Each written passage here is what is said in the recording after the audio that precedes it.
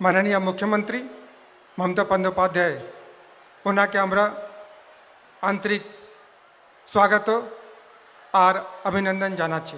মুখ্যমন্ত্রীকে অনুরোধ করছি রিমোট টিপে উদ্বোধন এবং শিলান্যাস করার জন্য। অরণ্য সুন্দরী ঝাড়গ্রাম জেলার মানুষের মুখে হাসি ফোটাতে পশ্চিমবঙ্গের মাননীয় মুখ্যমন্ত্রী মমতা বন্দ্যোপাধ্যায় উদ্বোধন করছেন নবরূপে সজ্জিত রামেশ্বর মন্দির।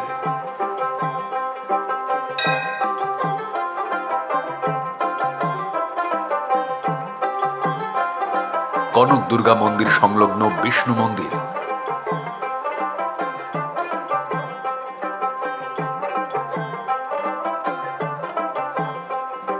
নয়াগ্রাম সুপার স্পেশালিটি হাসপাতালে 100 শয্যা বিশিষ্ট কোভিড ওয়ার্ড।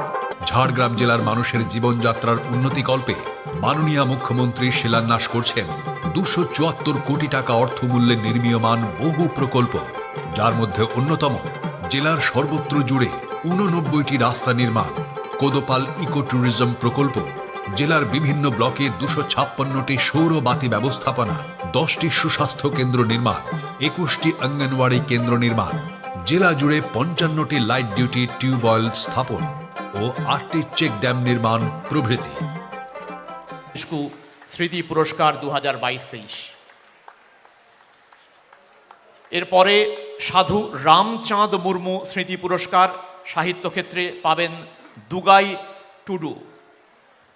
সাধু রামচাঁদ মুর্মু স্মৃতি পুরস্কার সাহিত্য ক্ষেত্রে পাচ্ছেন দুগাই টুডু। এরপর মানুষের গৃহ নির্মাণের সহায়তা দ্বিতীয় কিস্তি, তার ডামি চেক পাবেন সুসেন মল্লিক।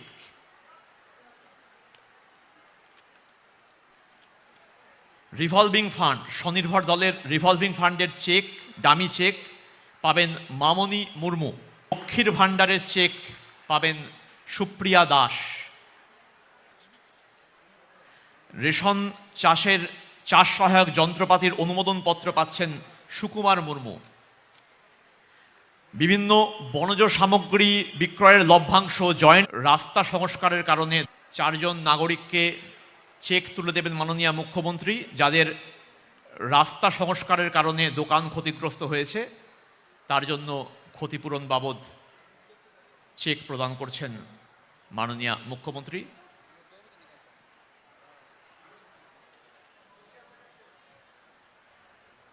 $2000 টাকার চেক আর্থিক সাহায্য পাচ্ছেন। যারা ক্ষতিগ্রস্ত হয়েছেন প্রায় 100 জন, তারা প্রত্যেকেই 2000 টাকা করে পাবেন। আজকে তাঁদেরই মধ্যে থেকে 4 জন এবং তাদের দোকান ঘরও তারা পাবেন। আজকে সুকুমার লোহার, দেবাশিস ঘোষ, শুভাশিস কুণ্ডু এবং সঞ্জয় দাস পেলেন। এরপর 100 দিনের কাজ, তার বকেয়া মজুরি যারা পেয়েছেন তাদের মধ্যে 2 জন নকুল খিলাড়ি এবং গণপতি খিলাড়ি, পশ্চিমবঙ্গ সরকার যে বকেয়া মজুরি প্রদান করেছেন তাদের মধ্যে 2 জন উপভোক্তা, তাদেরকে শুভেচ্ছা বার্তা প্রদান করছেন পশ্চিমবঙ্গের মাননীয় মুখ্যমন্ত্রী নকুল খিলাড়ি এবং গণপতি খিলাড়ি। বিভিন্ন সরকারি প্রকল্পের উপভোক্তাদের সরকারি, যার জন্য উপস্থিত মাননীয় মুখ্যমন্ত্রী মমতা বন্দ্যোপাধ্যায়।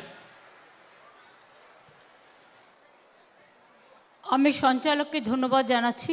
ঝাড়গ্রামেও প্রায় 10 নম্বর 12 নম্বর ঝাড়গ্রাম ওয়ার্ড নাম্বারেও প্রায় 14 নম্বর ওয়ার্ডে সব মিলিয়ে আর কি মোট 700টি পরিবার, তাদেরও কিন্তু রায়তি জমি এই প্রবলেমটা ছিল, ফলে তারা পাট্টা পাচ্ছিল না। কিন্তু এখন জমিটা পশ্চিমবঙ্গ সরকারের খাস জমিতে পরিণত হয়েছে।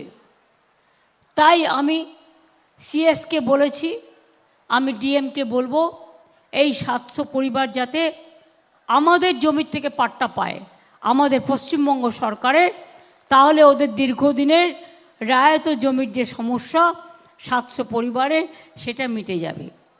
কি খুশি তো? এরা কালকেই আমায় বলেছিল, যখন রাস্তা হয় এদের কিছু দোকান ভাঙা পড়েছিল, তাদের ঘর রেডি আছে, দিয়ে দেবে। এবং তাদেরও প্রত্যেকের হাতে 2000 টাকা করে তুলে দেওয়া হলো 100টা পরিবারকে।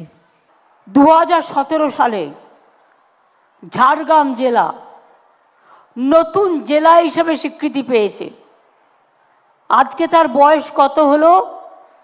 7 বছর, 7+ হবে। আজকেও প্রায় প্রচুর মানুষের হাতে কোনো না কোনো পরিষেবা ব্যাংক চেকের মাধ্যমে, ব্যাংক ড্রাফটের মাধ্যমে পৌঁছে দেওয়া হলো। চাল আমরা কৃষকদের থেকে কিনি, সেই চালটা রেশনে দিই যাতে কৃষকদের অভাবে বিক্রি করতে না হয়। যে কৃষক বন্ধুরা বাজারে কিছু পয়সা বেশি পাওয়ার জন্য ইলেকশনের আগে হঠাৎ করে আপনার বাড়িতে চাল নিয়ে যাচ্ছে, যারা আগামী বছর কিন্তু আসবে না, অন্য দিন কিন্তু আসবে না, চাল কিন্তু আমরাই কিনবো। তাই আপনাদের কাছে অনুরোধ, আপনারা চালটা আমাদের সরকারকে দিন, কারণ এই চালটাই আমরা রেশনে বিনামূল্যে মানুষকে খাওয়াই। আদিবাসীদের জমি হস্তান্তর করা যাবে না, এটা আইন তৈরি করা হয়েছে। প্রায় 20,71,000 এসটি সার্টিফিকেট, মোট কাস্ট সার্টিফিকেট 1,62,00,000 ওপর বেশি দেওয়া হয়েছে।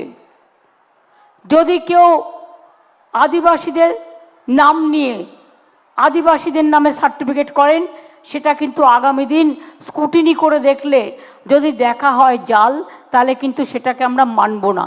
কারণ কোনো কোনো বিএলআরও কিছু কিছু দুষ্টুমি করে গেছে, সেগুলো আমাদের দেখতে হবে। কমপ্লেন থাকলে আপনারা নিশ্চয়ই জানাবেন। আমি যখন পরিষেবাগুলো দিচ্ছিলাম, স্টেজ থেকে তো সব দেওয়া যায় না, ব্যাংকে পাঠিয়ে দেওয়া হয়েছে। আমি একটি ছেলেকে জিজ্ঞেস করলাম, সে 100 দিনের কাজ করত, মজুরি পায়নি। আমি বললাম, তোমার ব্যাংকে টাকাটা ঢুকেছে? বললো, হ্যাঁ দিদি ঢুকেছে। আমি বললাম, কত ঢুকেছে? বললো, 30,000 টাকা ঢুকেছে।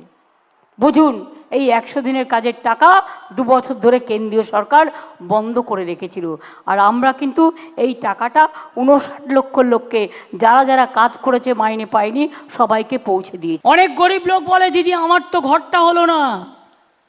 47 লক্ষ ঘর আমি আগে করে দিয়েছি এবং কেন্দ্রীয় সরকারকে আমরা টাইম দিয়েছি। আমাদের টাকা আছে ওখানে, এপ্রিল মাসের মধ্যে আপনাকে করতে হবে।